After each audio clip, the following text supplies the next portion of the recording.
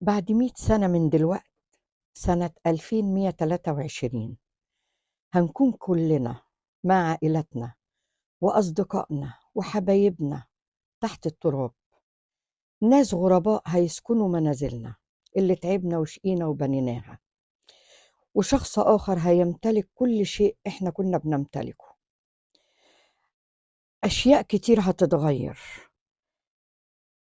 أشياءنا هيتبرعوا بيها أو هتترمي أو هتتدمر.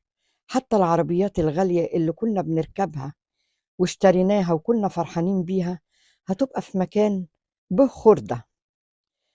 بعض أحفادنا مش هيعرفوا حاجة عننا ومش هيفتكرونا.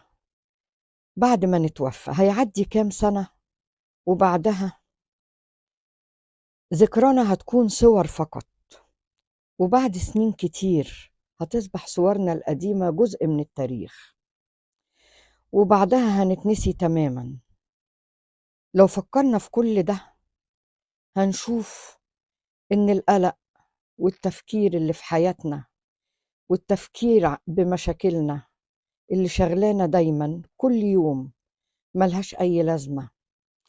لو فكرنا في كل ده هنغير أفكارنا وهنبدل احتياجاتنا للأفضل، وهنستمتع بحياتنا أكتر طبعا، ونستغلها في إسعادنا وتحقيق أهدافنا وأحلامنا وأمانينا، لأننا باختصار ضيوف على هذه الدنيا.